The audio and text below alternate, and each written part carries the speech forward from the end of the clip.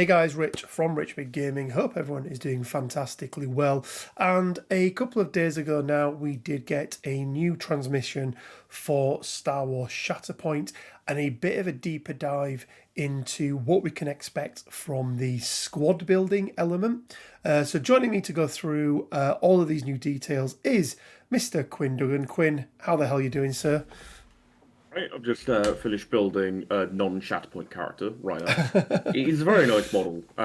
He is a very I nice didn't model, realise yes. that the bit of like rubble on his base actually had a curved lower down bit to clip onto To the actually base. attach Yeah. into it. Yeah, it's pretty good. It's pretty good. Quinn, Shatterpoint, we're starting to be drip fed more and more details now about the Give game, me aren't we? all the detail. Give me all the things. And I want to talk about something before we get into the squad building element that got released the other day. Because what are your thoughts on the fact that they are asking us to pre-order it? And I'm going to preface this and say that both me and Quinn have already pre-ordered this game. We are all in as it goes on both the core box and the two extra squad packs. I think we're going to call them battle packs that come with them. Squad packs, I think, is the official term they use. I think it's the official term, isn't it? Because I've it's seen a the lot. stupid fucking hello there squad pack, isn't it? Yeah, it is. I've seen a lot of rumblings in the community around, asking us to pre-order something before we've even seen gameplay or anything like that.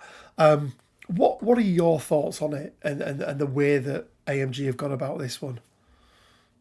I think it's an well, for one, I think it's an interesting choice taking pre-orders this far in advance. That they start pre-orders end of January. We're Yeah. getting Shatterpoint actual release in June, I want to Yes. say. Yeah. I think it Like is. Yeah. that feels like a long way away. I get why they're doing it from a business perspective. Obviously, they want to one generate interest by having this big lead up of reveals and things like that, and also they want to see probably some figures of how popular they think the game is going to be beforehand, so they can then manage their I mean, it's a expectations. Star Wars miniatures I game. know, I Like, know. And do as they we all really need to know, know how all popular miniatures it games is? are played on a 2x2 map. Yeah, indeed. Yeah, I think Yeah, it's it's a an bit of a interesting weird one. one, isn't it? Because even when you go on Kickstarter nowadays and back games on Kickstarter, there is at least gameplay videos out there. You can get a sense of what the game is and how it's going to play, which we still don't really have No. from Shatterpoint. But yeah, as I mentioned, we've already ordered it. It's a game I'm really looking forward to.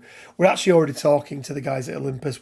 I think we've got a date booked in for the first event, sort of end of July time. I'll confirm that with them, and once we know that, I'll share it with everyone. So, anyway, Quinn, on to Star Wars Shatterpoint squad building. So we got this article, and yes, we are a little bit behind.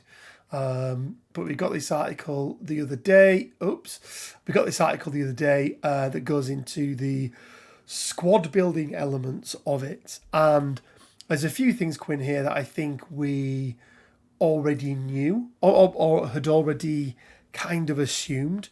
And then some other bits which I think were maybe not quite as obvious to us. So let's scroll down and let's take a look at the first part that I want to look at, which is around the actual squad compositions themselves. So every player, when they come in to play the game, is going to bring a strike team with them, aren't they? And Yeah. a strike team is made up of two squads. And then an individual squad is made up of exactly, and it is quite specific, it says exactly one primary unit, one secondary unit, and one supporting unit. However, a unit can contain multiple characters, can't it? So, for example, the the supporting units, so the B1s, the B2s, the Mandalorian, so on and so forth, the 501st. There's going to be a little symbol on that card, and we'll show you that in a second, that shows you that there's actually two characters in this unit. Yeah. Be interested to see what they do with the battle droids, because there's three models I per imagine base. that symbol is how many bases you get. How many not bases are coming? individual Yeah. models. Because like, I believe that they say that you get like however many characters in the actual like contents of the box, and you get more models than that number, because obviously the actual characters are the bases, and then the Yeah. units are like, you can have a unit that is 2 characters, which is 2 bases, which is Yeah. potentially like 50 models. I don't know. Yeah, well, and I think it makes sense, right? Because if you were to, if we're putting the 501st clones example up against B1 battle droids, which are probably maybe the 2 most extremes in the core box, maybe the super commandos. I think like the Super Commandos, or like Yeah. the Clan Kryze Mandalorians, they're night Yeah. owls. I'm always going to call them night owls. They Fuck are off, they Ninja. are night owls. Yeah. So I get having 3 on the base, because it means they can actually be that you can compare 3 B1s to a normal trooper maybe, but they are on a bigger base as well, so maybe there's some benefits in that. From we know how important base sizes and speed sizes in Marvel Crisis Protocol. Maybe that's as important in this game, because you'd assume it's a front to back movement mechanism. Given the tools that we've seen, I'd say so. Yeah. Yeah. So we have a strike team, Quinn. Each strike team is made up of 1 primary, 1 secondary, and 1 supporting. Now, right now, every supporting unit we have seen is two bases. Let's refer to them as bases, but is 2 bases. But there's no guarantee that moving forward that couldn't be more bases, right? Or fewer bases, right? Or fewer bases, yeah. We might see some named characters that end up being supporting units. Like I could see a base that is R2D2 and C3PO together as a supporting unit, right? Or even just R2D2 individually, because he has quite the kill count. He does have. Not as high as Chopper, but still. He's no Chopper. He is most definitely no Chopper. So let's then talk about how these squads are built, because it's a very, very interesting mechanic that they've gone with. Let me just zoom in or out even ever so slightly here, so you can see Ahsoka's card fully. So it's really interesting is that each primary unit, and as you can see there, the unit type on the bottom with the arrow pointing to it there, primary unit, and then the little in brackets, that's, if you like, the base count, Quinn, isn't it? So yeah, I kind of call it a meeple symbol. It's not a meeple symbol, but it's sort of that generic person silhouette, right? Yeah. So we've got the unit type, which is the primary unit. Each squad needs to have 1 of them, and the primary unit you take will determine how many squad points you get for that squad. So we can see here that Ahsoka, and important to point out, she is Ahsoka Tano, Jedi No More, and I think that naming convention, as we have in MCP, will become important when we start building these squads. So eventually we will get Steve Rogers, Captain America Steve Rogers. Yep. Ahsoka Tano, Jedi No More Jedi. So yeah, squad points, 8 squad points. So what does that mean? Well, it means that Ahsoka can take a combination of secondary units and support units, I believe, up to the value of 8. You don't have to take 8 exactly. So it's up to the value of 8. So the way that I sort of worked this out in my head, Quinn, is that, like, imagine that every squad is worth 20, and the lower the number on this card is indicating how good, or how good it is perceived like by AMG, gold, right? by this. But the better. Yeah, so you would expect, for example, that Anakin might be a 7, so that actually he's 13 of those 20 points, whereas Ahsoka is only 12. So because of that, she can bring more with her. But once again, this 20 points is a very abstract thing. Oh, it's just the way that I got mine. In like the actual transmission or anything. I thought I'd make that clear, just to be sure. Yeah, it's just the way that I got my head around it, which I think is a very interesting way to do it. I Time think it's will, interesting that it allows you to have bigger numbers than, say, MCP, but does it in a way that keeps the numbers small. yes, I yeah, think that's yeah, quite a clever absolutely. way of doing it, if that's like sort of the basis they've gone from. Well, and let's think about Star Wars in general, right, Quinn? Often especially when you start to look at the Empire and things like that, the leader, if you like, on the field is not always necessarily the most combat effective or strongest character in the game, or, in that particular battle. So I could very easily see, especially when we start getting into another era, and we'll talk about eras in a second, that you could have a leader that allows you to bring, is maybe only 10 points, or, maybe only 8 points. So he's bringing 10 squad points or 12 squad points with him so that he can Yeah, and then have. like how does that reflect in terms of like what you get to bring? Because I assume characters in that vein would have to break convention of only allowing one support unit, one like second in command. And maybe that's where maybe that's keywords on, because you got to remember as well, keywords on cards can override standard building Yeah. things. We saw that in MCP with the Sentinels quite recently, right? Yep. Where You can take two it sentinels who are like, identical, right? exactly, so it broke the norm. So, I don't think we're going to be breaking the norm anytime soon. yeah, I mean, But I like can when definitely we see it get to being something that characters happens. like Veers, for example, I could definitely see him having like an ability that lets him take two support units.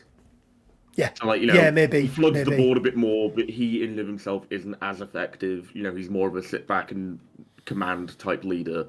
And I assume, support will probably go down a little bit easier than, any other characters, right?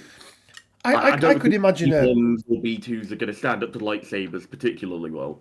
no. Well, you'd hope not. I could imagine there being a. I think it's in Legion, and I might be getting the name wrong, but they get a retinue. I think it is, where you can. The example I can only think of now is Palpatine, where you get to add an Imperial Guard in, but you don't count them towards your special unit type Yeah, thing. I believe Krennic has the same thing with Death Troopers. It does, yeah. So Krennic is a really good example. So maybe as part of this, maybe as Krennic's card, for example, you get to add in one support unit of Death Troopers that don't count towards your total of Or maybe support it's just units or baked into something. the actual primary character card.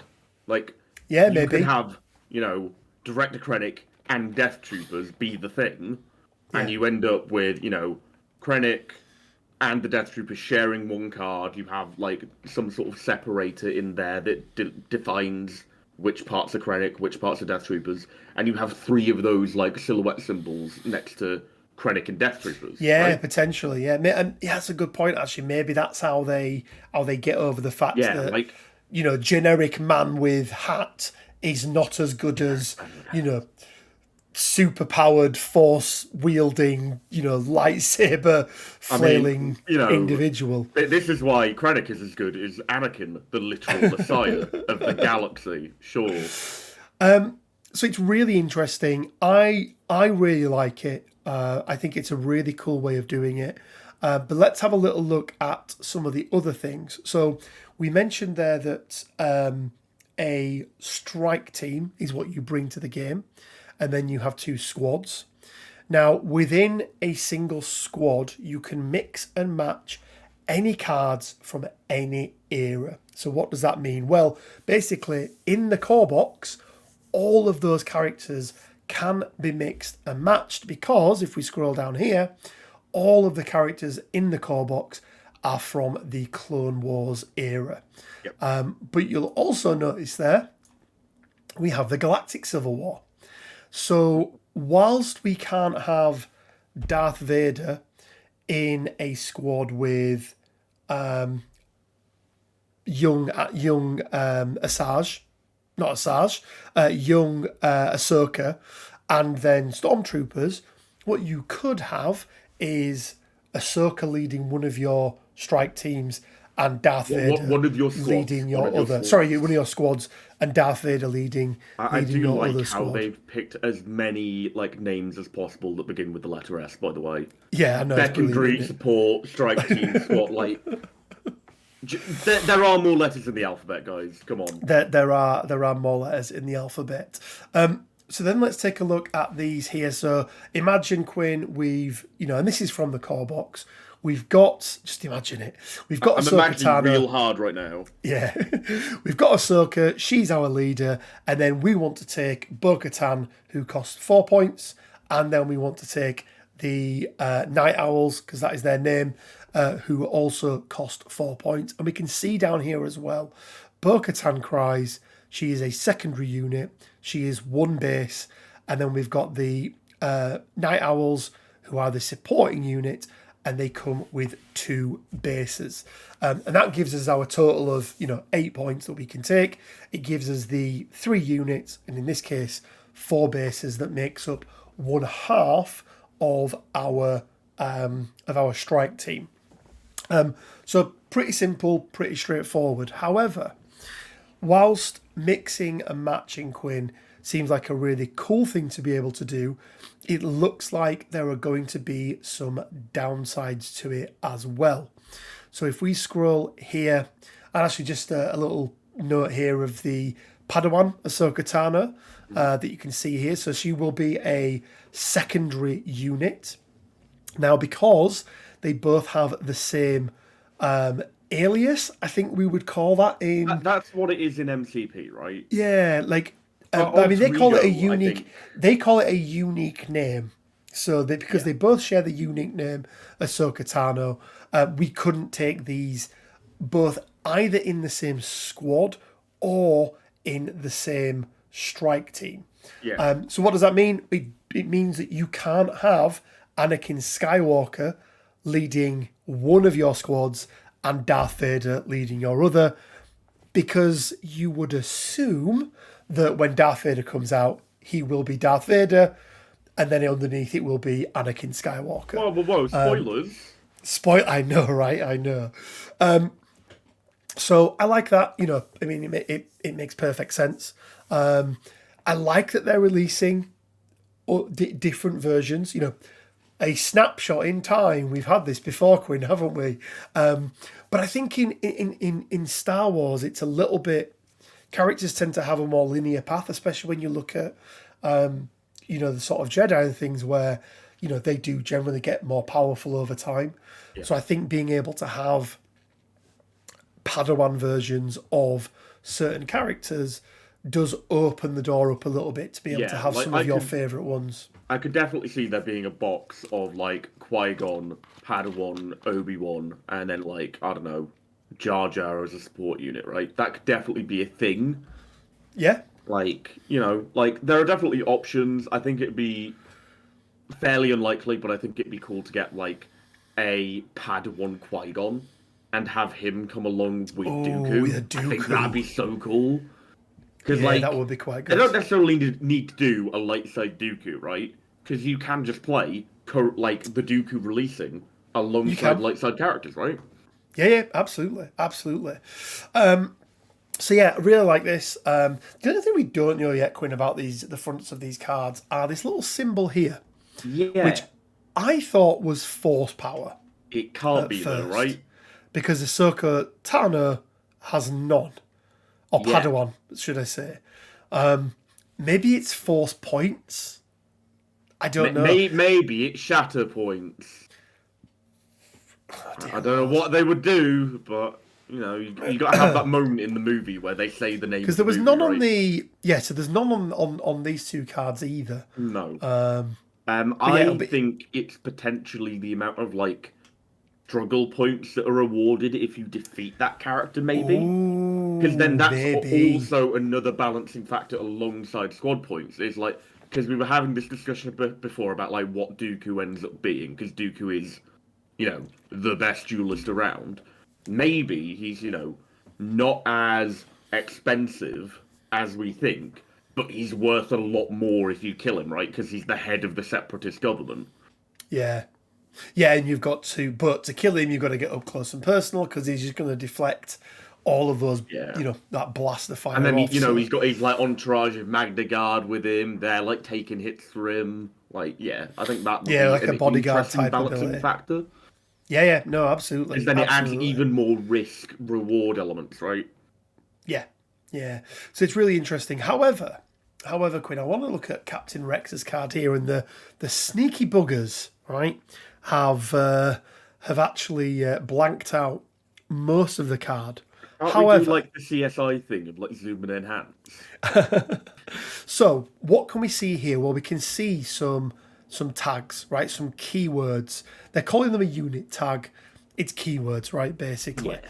So we can see here that Captain Rex has 3 keywords. He's got 501st, Clone Trooper, Galactic Republic. Now, if we then look at Get a Move On, which is, I mean, it looks like Get it's a move one of on, soldier. Get a Move On, Soldier. At the was a start of this great unit's use of activation, accent. yeah, I know. Choose a character in this unit or another allied Galactic Republic character. The chosen character then may move and I would gain. assume that's a move and gain some sort of token. Yeah, Because we maybe. have seen tokens in the unboxing that have like that symbol on them. I have no idea what they could be. That could be like a cover symbol. Maybe the triangle is like representing a person, and then the thing in front of there's a barricade. Or it who could be knows? like anything else, right? We just don't have enough information. No. But the key thing here is that Rex has an ability that has to be another Galactic Republic Well, character. he can be another Galactic Republic character or himself. Like he can choose himself because it's at the start It can of be, this yeah. activation. Choose this It unit. can be. Yeah. Yeah, it can be, but it does, it is that balance, isn't it? With, we do have it in MCP quite a lot where, let's take Avengers, for example. There are some cards when you go with Avengers that only benefit Avengers, and if you take characters that are not Avengers, they don't get to benefit from them. This is going to be similar here where, yes, you can take B1 battle droids with Rex. However, Rex isn't going to be able to command them to do things using this ability because they're not part of the Galactic Republic. They're going to be part of the Separatists, basically. So, I mean, we can see here that you've got tags include things like Force User, Jedi, Separatist, Scoundrel, Clone Trooper. I imagine there's going to be a lot more. Yeah. But one thing I also wanted to maybe pick... like an actual Force user tag as well. Yeah. Yeah, Force User and Jedi is interesting, isn't it? Yeah. So it does mean that they're keeping the door open for, because not all Force users are Jedis. All Jedis are Force users. Yeah, and like not all Sith. Yeah. Well, not all Force users are Jedi or Sith. You have Grey Jedi as well, right? No, absolutely. Down at the bottom here, Quinn, 9 and 2. Yeah. Now, I thought at first that was a hell symbol. Which one? The top one. See, I agree with that. I think that is a health symbol. So I feel like that is hit points. Yeah, that's like, how much beating you can take, right? Yeah. And then the other one is really interesting because it's a heart monitor, right? That's what it's an ECG graph, yeah. Yeah, that's what it looks like. So, obviously and again, we keep comparing to MCP because that's the only other game that AMG have ever released, right? Yeah. One of the mechanics in MCP is the get beaten down and get back up fully powered up.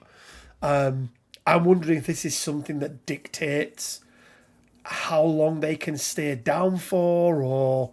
So I have, and a few other people have another take on this. Right? Go on. And this might be actions. Oh, okay. Because, once again, harking back to that unboxing video, we saw the corner of Ahsoka's card, like this bit of the card. Yeah. And her value there was 3. Yeah, and obviously, you'd envisage the better characters having they do more stuff, actions. right? Jedi do flips and stuff, right? So, like, maybe it, like, once again, that's another balancing factor, right? Of how good a character is. They might get to make more actions in turn. Maybe, once Yeah. again, going back to Dooku, he's slower. Maybe he only does 2 actions a turn, but they are absolutely devastating, right? Or you Yeah. get like a really quick character like Yoda, who does like a bunch of actions when he gets into the fight, but like he's got like that quicker fighting style. Like he's probably not landing as like severe blows as most people would necessarily. I'm just looking at what's missing from this card, Quinn, Attacks. because, well, I mean, And obviously there's the defense, to flip be fair. side, speed. Well, is there a flip side, or is the thing we've been shown the flip side? Because I I think don't. the thing we've been, I think this is the flip side. I think So where you it think talks the about the, thing that tells you what key, like, what their yeah, name is, what points they are. I think that's the flip side of the card. See, that's a really interesting one because can you do some like magic and figure out whether those actually fit in terms of dimensions? Like, if you were to scale one up or down over the other, would they fit? Yeah, they do, Okay, 100%. like, I Yeah. think that's very interesting in that case then, because See, that's why I'm thinking, and now I've just, could that be speed? in what sense? Because there's only two movement tools. I thought we'd seen three movement tools, but No, one of there's them looked two like it was a movement tools, and climbing one of them tool. is like a climby thing. So I assume, like, if you're speed 3, you don't move the climby thing each round because that doesn't have like the little sort of nooks for the base to go round. But I don't know, maybe. It's interesting. Yeah, because I mean, what's missing for me at the moment is like there's no attack values, and so you have to assume that the attacks are in that text that's been blurred out. I don't think you necessarily do have to assume that, and I'll tell you why. Or do you think they're going to have weapons? So, if we like, I've just gone onto the Asmodee website and I'm just looking through what they've got up for Shatterpoint at the moment, right?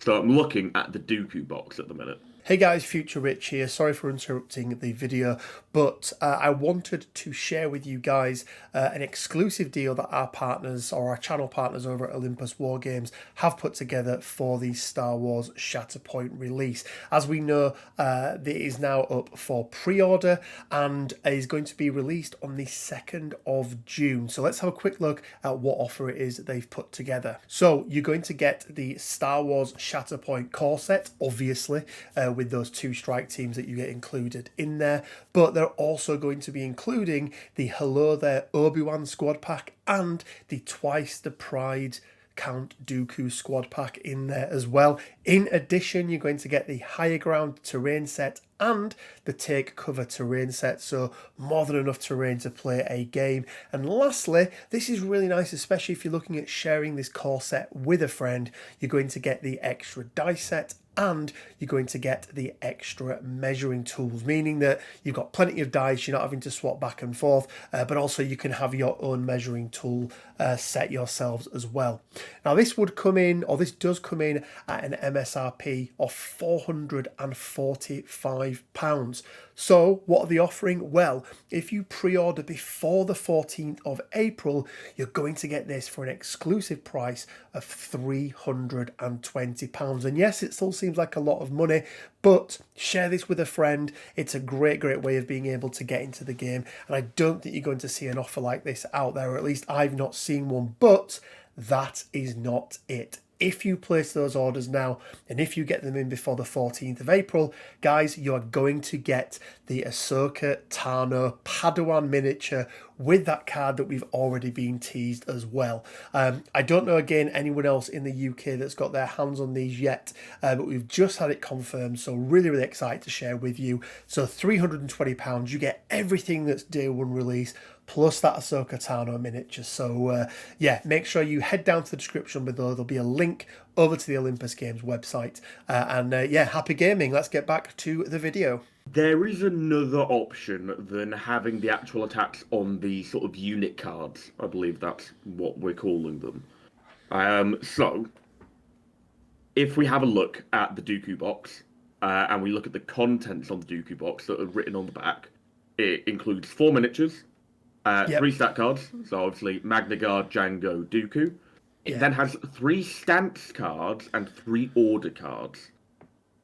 Now, we have no frame of reference for what stances and orders are, right? It's interesting though, isn't it? Because I feel like these stances are going to play a huge part in this game.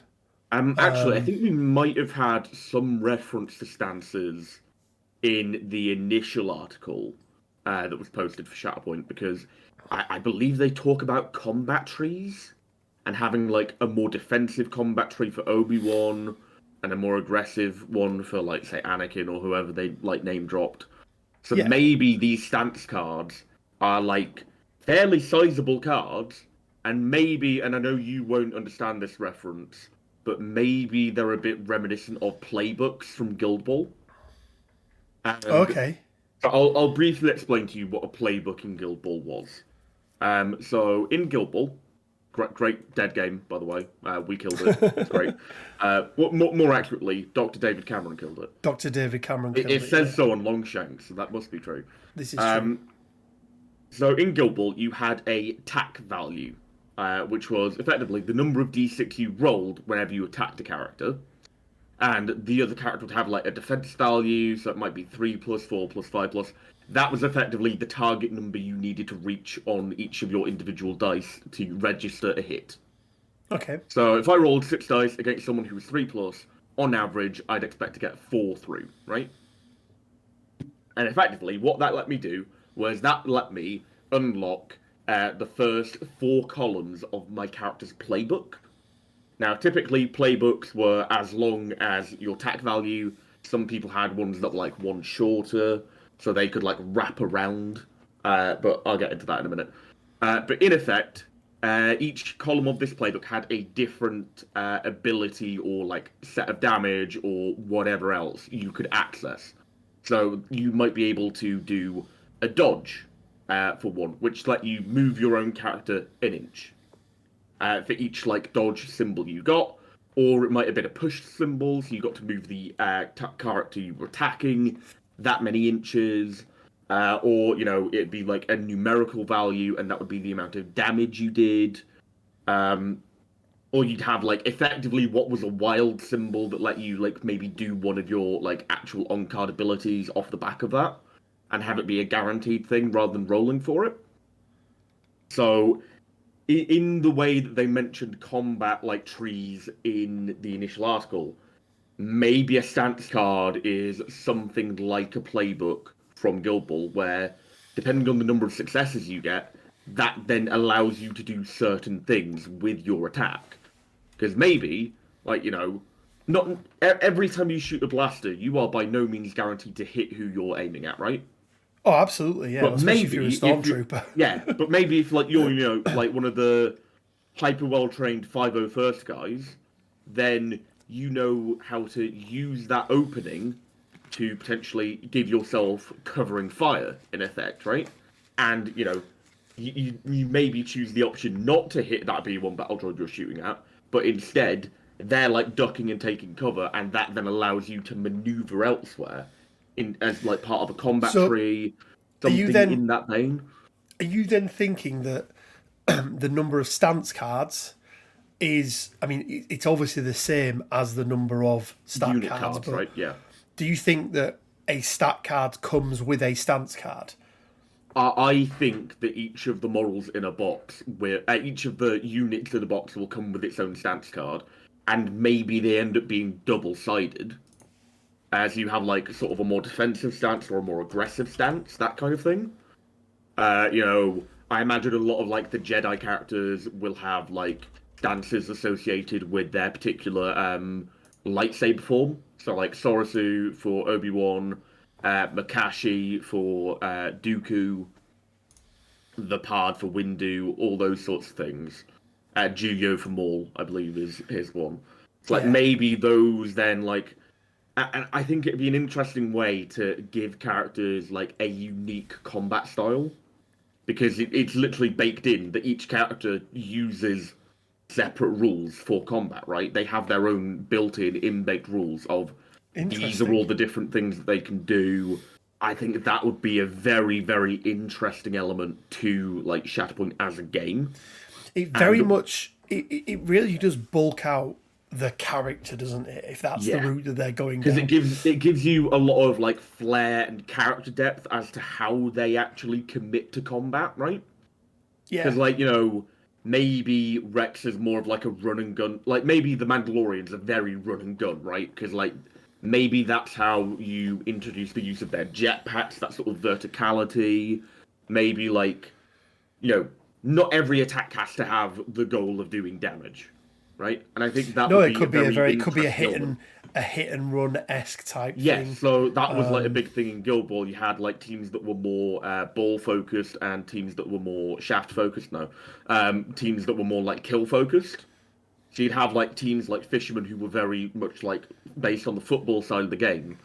They would more often than not use their attacks to maneuver themselves rather than get damage through and try and take down an enemy model. So they would use like their attacks to like sort of weave their way through the enemy team to then line up that goal shot, right? And maybe you end up with characters in Shatterpoint that like end up doing like more maneuverable stuff based off of their attack stuff, right?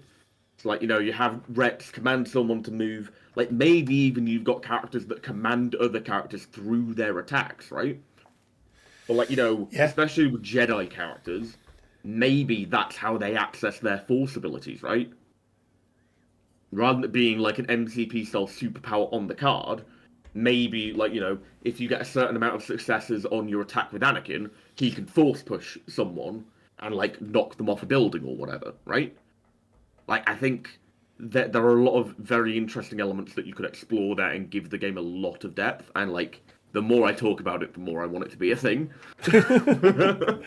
No, it's interesting. I mean, I assume that we're going to get something on these stance cards pretty soon. Hopefully, yeah. We know that in the next 4 weeks, 5 weeks, I think we're going to get the Adepticon demo games as well. So that'll Yeah, obviously like give us the a next much. article seems to be focused on how missions work, which is going to be very interesting.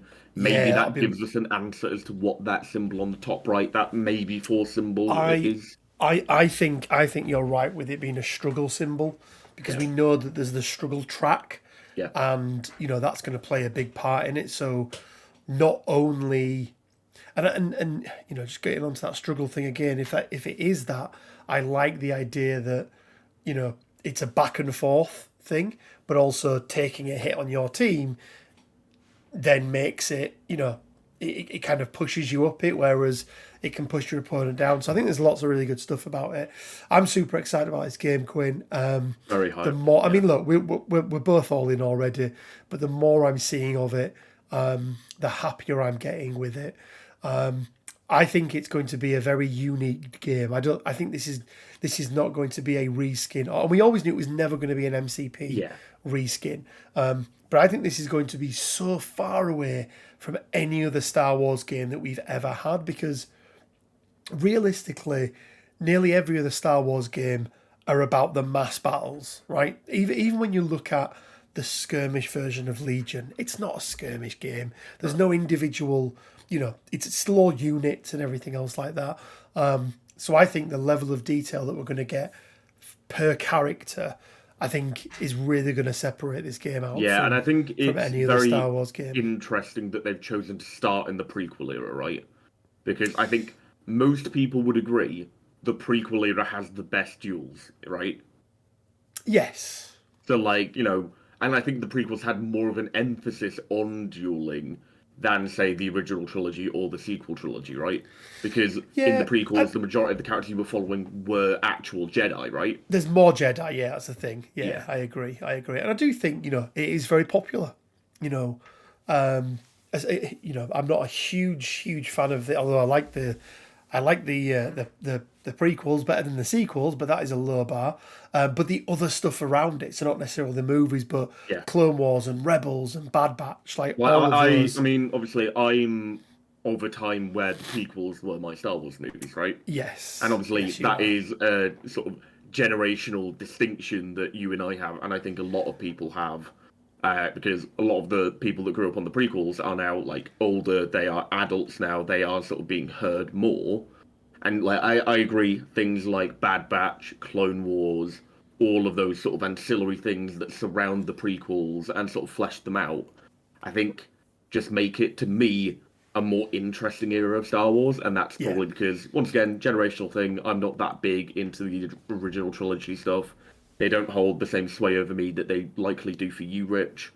But like, yeah, I think it's a very interesting choice to pick this as the initial setting. I think there's.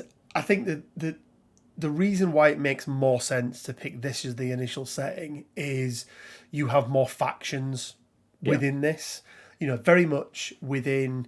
Within the main. The original three movies, you very much had the Empire, the Rebels, and then you could say the sort of scum and villainy Yeah. in the form of the Hutts, but really you didn't. Whereas if you look at what you've got in the prequels era, there's so much more, right?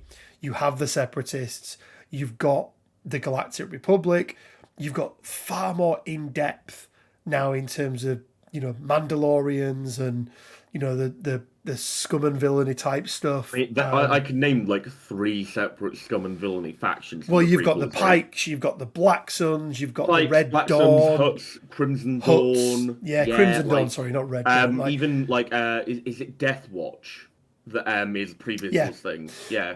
but even outside of that, right? You had stormtroopers. That was it.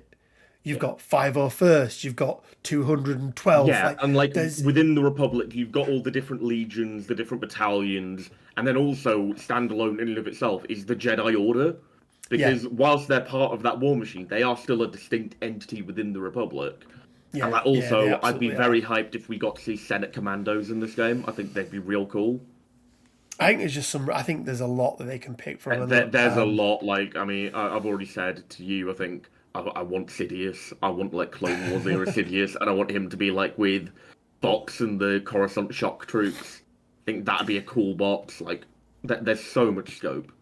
I just want some rebels. I need No, me some Star Wars. I need me What some. boring galactic civil war? No. As in, I want Kanan. I want Ezra. You want Phoenix Squad? Phoenix Squad. Yeah. Yeah, I'd Ghost be Squad. very Is down it for Ghost? that. No, is it Ghost? They're out of the the Ghost Ghost- Crew, but I think they're called Phoenix something. Oh, aren't is they? that their official thing? Yeah. I think their official call sign in the rebellion is Phoenix Squad. Yeah, so I want, I mean, I really want Ezra and Kanan. They're the two that I want, right? Because there's your primary and your secondary right there. And then like you have Sabine and Zeb. Zeb, Like Chopper. I think like you could probably have it set up in a way that Rebels like the Rebels characters from Rebels actually end up being they end up being like a full strike team together. I think that would be a very cool thematic thing. Yeah, I don't know if there's enough of them, but yeah, So, either like way, you can have it will be Chopper good. and Hera in there as well. So that's like what, 6 characters? Yeah, there's only 6 of them though. That's the problem. I mean, equally, they are individual characters though, so probably better than support units. I mean, Yeah, like, maybe. yeah, like it could definitely work. Also, I don't think Phoenix Squadron is actually what they were. No, I can't remember. I know they've got because their call signs are Ghost. The Ghost 1, Ghost 2, Ghost 3, etc. Oh no, so apparently Hera became Phoenix leader. But Yeah, they well, she seem got to have been, promoted like, up, didn't she? Yeah, that they became like a thing. But yeah. Yeah, but that's the one that I'm looking most forward to. I think Quinn is definitely the Rebels, as in Star Wars Rebels, the animated show. I also want to see some Bad Batch as well. I think Like, Bad Batch would be another like really cool implementation. Like obviously, I'm a very big fan of Plo Koon. I think Plo Koon's real cool. we've already had him confirmed. We've right? had him, Fisto, Mace, and Cad Bane confirmed, and like Cad Bane is also one of my favorites. Of the things that haven't been confirmed, I'd really like Pre Vizsla. I think Pre Vizsla is just a really cool character. Want me some Thrawn. Thrawn well. would be cool. I also want to get like Savage Opress, Mother Talzin, some Night Sisters in there. I think that'd be cool. Yeah, there you go. There's another faction, right? Yeah, exactly. Right, Night Completely Sisters, new right? faction. Yeah, Did you say Savage as well? Savage, yeah, because then So like being able to instead run of Savage Garsax, as a like being able to run him as a number 2 for Maul. yeah, I and- think that'd be like much cooler than just having yeah. Garsax in there because I could not give a rat's ass about Garsaxon. No, and it's interesting, and I've seen Quinn. This video's gone on much longer than I thought it would, but I just love talking Star Wars. But I've get rid of that. I've seen a few people say, oh, they don't like the fact that you can mix X and Y together and things like that, but I really like it. If you go back and watch, especially the animated stuff, right? The number of times where Asajj has been Dooku, on a, Obi-Wan, Anakin escaping Hondo's compound, right? exactly, There you go.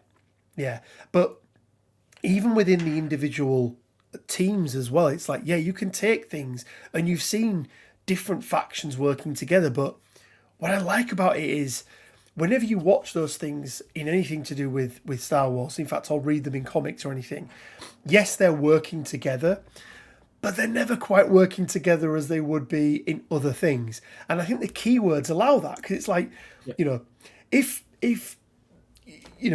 Rex is working with clone troopers, he can tell them what to do. But yet, if there's Mandalorians in there, they've got the same goal, but they're not necessarily going to listen to what Rex has to tell them. So I love that. I think it's very thematic. And you know what? This shouldn't be about recreating things that we've already seen. It should be about creating new, new doing things your that own we've never thing, seen like before. having that what if scenario of like, what if it actually was Obi-Wan that went to the Siege of Mandalore and Maul actually convinced him to like join him? Yeah. Like, when you have those two going around together, evading the newly formed empire, stuff like that, right? Yeah, no, absolutely, absolutely. But I absolutely love it. I am really looking forward to it. I'm glad they've already showed us, or shown us even, that we're going to get different versions of the same character to fulfill different roles. Because I could very easily see a second in command Asajj Ventress as well, right? Yeah. Sat underneath Dooku. So yeah, I'm all down, all in for it. Really looking forward to it, and yeah, just can't wait now, Quinn, to get some gameplay. That's the big thing. That is the big thing. Guys, remember we are giving away a Star Wars Shatterpoint core box. To be with a chance of winning, you need to leave a like on this or any other of our Star Wars Shatterpoint videos. You need to leave a comment on this video and the other ones as well. We will be picking one video at random. And lastly, you need to make sure that you've hit that subscribe button to be with a chance of winning the core box. We'll probably do the draw sort of back end of May. Do you know what, Quinn? May the 4th. Right. Yeah. We'll do the draw on May the 4th. Because that then means that it gives you enough time that if you have pre-ordered your core box and you are the lucky winner, it means that you can do something with it. Can I win? No, you can't win, Quinn. Why not? Why can't I win? Because it doesn't work like that. But I put so much into this channel. Why can't I win I know something? you do. I know you do. And the people at home love you for it. Don't think they do. But yeah, there we go, Quinn. Guys, if you want to support the channel even further, we do have the Patreon up and running. Be sure to head over to the Discord, where there are hundreds of Shatterpoint fans already talking all things Shatterpoint. And until next time, guys, it leaves me with just enough time to say stay well, keep safe, and may the Force be with you. See you.